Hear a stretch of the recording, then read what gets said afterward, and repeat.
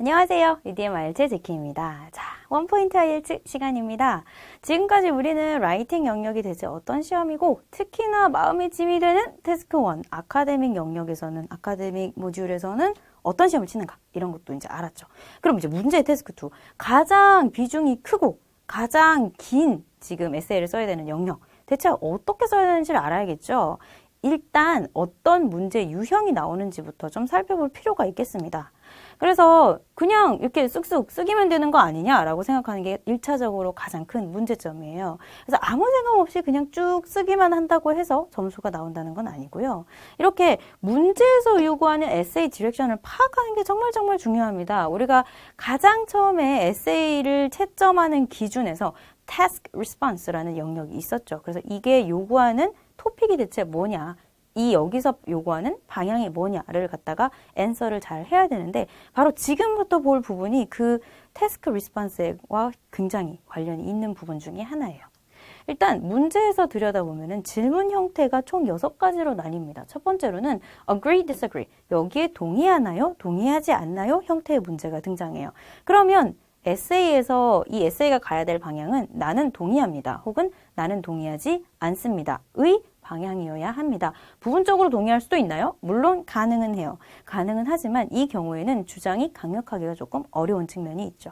그렇고 discussion and give my opinion. 이건 무슨 얘기냐면 양쪽의 주장이 이렇게 등장을 했을 때에 이 사람은 이렇게 생각하고 some people think 어떠고 저쩌고 other people think 이렇게 그러면 이 양쪽의 의견을 전부 써주고 나의 의견까지 제시해야 되는 이런 형태의 에세이고요. 그 다음 cause and effect. 어떤 현상을 먼저 진술을 주는 상황에서 이 현상이 대체 그러면 원인이 무엇이고 이 현상으로 인해서 벌어지는 영향력은 어떤 것이 있을까요? 라고 서술해야 되는 에세이입니다. 그러면 여기에는 my opinion이 등장할 필요가 없겠지요. 내 생각에는 이렇다. 물론 이런 이펙트가 예상된다라고 할 수는 있겠지만 나의 주장은 이라는 표현이 나오기는 사실상 어렵겠죠. 그렇고 problem and solution 이것도 마찬가지입니다. 이제 어떤 문제가 대두가 되었을 때에 어떤 현상이 대두되었을 때 그 현상에 의해서 발생할 수 있는 문제점은 무엇이다? 여기에 대한 해결책은 무엇이다? 요통 이렇게 가게 되는데 give my opinion처럼 노골적으로 나의 의견은 이라고 제시되기보다는 이 문제를 해결하기 위해서는 이렇게 하는 것이 효과적이다 라는 형식의 진술이 훨씬 더 많을 것이고 그렇게 하는 것이 훨씬 더 좋은 에세이가 되겠죠. 그리고 direct question 이게 무슨 소리냐? 그러니까 agree, disagree, discussion 이런 식의 형태가 아니고 What do you think about it? 이라고 물어본다든지 아니면 What is your opinion? 이라고 바로 물어보는 식이 됩니다. 그럼 이 현상에 대해서 나의 의견은 이라고 이렇게 써서 내려가야 되는 거예요. 다른 영역에 비해서 요구하는 것이 좀 없는 편이죠. 그렇고 advantages or disadvantages 현상을 주고 여기에 장점은 무엇이니 여기에 단점은 뭐니 이렇게 물어보는 형식의 문제입니다. 그렇고 지금 이렇게 6가지가 나왔다고 해서 그럼 요 6가지만 나오나요? 라고 물어본다면 아닙니다. 이 6가지가 섞여서 나올 때도 있어요. 예를 들면 여기 이 현상의 cause, 원인은 무엇인가요? 그리고 what is solution, 해결책은 무엇인가요? 이렇게 물어보기도 하고요. 아니면 do you agree or disagree? 여기에 동의하나요? 동의하지 않나요? What is advantages and disadvantages? 여기에 장점은 무엇인가요? 단점은 무엇인가요? 이렇게 물어보기도 합니다. 그러니까는 각가지 형식에 대해서 어떻게 접근하는지 평소에 연습을 많이 해두는 편이 실제로 시험장에 가서 당황을 덜 하게 되겠지요. 그럼 실제 문제가 어떤지 한번 들여다볼까요?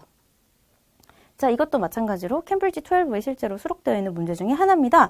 여기서 요구하는 것이 무엇인가 하는 것부터 한번 볼 건데요. 제가 색깔을 달리해서 밑줄을 쳐놨지요. 그래서 노란색을 잘 보면 some people think, 어떤 사람들이 이렇게 생각한대요 라고 해서 현상에 대해서 먼저 제시를 해주고 있는 상황이에요. 그래서 어떤 사람들은 돈을 많이 쓰는 게 중요하답니다. 바로 New Railway Line, 철도를 이제 건축을 하는데 돈을 많이 쓰는 게 중요하다라고 생각을 해요. 그러려면은 이제 다른 사람들의 생각도 봐줘야 되겠죠. 그렇습니다. 양쪽의 의견이 지금 대조되고 있는 상황이죠.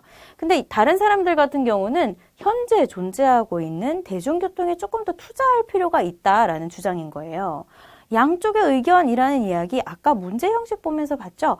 Discussion and give your opinion. 그렇습니다. 그러니까 에세이에 서술되어야 될 방향이 여기서 제시가 되어 있는 거예요. 그러니까는 여기서 요구하는 방향에 맞춰서 에세이를 구조화해서 써 내려가셔야만 합니다. 그러면 또 아니 그럼 구조화를 어떻게 하냔 말이에요 라고 하실 분들을 위해서 제가 한번 또 보여드리도록 하죠. 그러면 맨 처음에 서론, 인트로덕션에서는 먼저 각각의 주장을 진술을 해주는 게 좋습니다.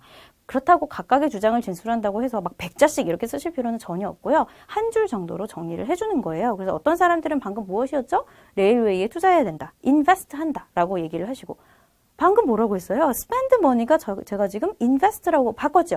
패러프레이징이 요구되는 시점이 바로 여기입니다. 그래서 돈을 invest 해야 된다. new railway에 라고 생각하는 반면 다른 사람들의 경우는 실제로 지금 있는 퍼블릭 트랜스포테이션에 조금 더 보강할 필요가 있다. improve 할 필요가 있다. 이렇게 비교를 해주면 좋겠죠. 그렇고 나의 의견도 제시가 되어야 됩니다. 왜요? 서로는 이 글 전체의 예고편과도 같아요. 그래서 내가 지금 이 뒤에서 내 의견도 얘기를 할 거니까 난 이렇게 생각해까지 넣어줘야만 하는 거죠. 그리고 서론 같은 경우는 길어봤자 50자 정도에서 머물러야 합니다. 왜냐하면 이 뒤에서 쓸 게 많으니까요. 그렇고 드디어 이제 본문으로 들어가서 첫 번째 문단에서는 예를 들어서 한쪽 편을 들어줍니다. 자, 고속철도 건설에 많은 돈을 투자해야 된다라는 의견에 대해서 써주는 거예요. 근데 여기에 대해서 또 막 이렇게 쓰기보다는 구조화를 시켜주는 게 좋겠죠. 이 사람들은 이렇게 생각하는데요. 이런 장점이 있대요. 라고 그 사람들의 입장에 서주는 거예요. 그렇고 두 번째 문단에 들어가게 된다면 이거랑 다른 의견. 아니다. 기존 대중교통에 조금 더 투자해야 된다라고 생각하는 사람들의 의견과 그 근거를 제시해 주는 게 좋습니다. 그렇고 내 의견, 그렇죠. 내 의견을 써야 되죠. 맨 마지막 결론부에 자 이렇게 앞에 이렇게 제시된 부분들이 있고 나의 의견은 이렇습니다 라고 제시됩니다. 물론 내 의견이 이 한쪽을 편을 들 수도 있어요. 나는 여기 동의해. 아니면 나는 여기 동의해 할 수도 있고요. 아니면 두 개를 융합해야 돼. 둘 다 필요해 라고 생각할 수도 있겠죠. 그래서 자기 의견을 서술해서 마무리하시면 훌륭한 에세이가 완성됩니다. 자, 보시다시피 에세이를 쓸 때에 아무 생각 없이 쓰는 게 아니죠. 먼저 어떤 틀을 작성해야 한다부터 잘 생각하고 에세이의 방향이 무엇인지도 파악하고 내가 지금부터 중점을 둬야 할 상황은 무엇인가 이 총 세 가지를 잘 생각하셔서 에세이를 작성하셔야 합니다. 그러면 대체 이 의견과 근거라는 부분, 이건 또 어떻게 서술해야 되는 건지 이걸 또 한번 다음 시간에 자세히 살펴볼 거예요. 그래서 앞으로는 이제 에세이 쓰실 때 꼭 얼개 짜는 연습을 하지. 이런 거 잊지 마시고요. 저희는 그럼 또 다음 시간에 뵙도록 하겠습니다. 감사합니다.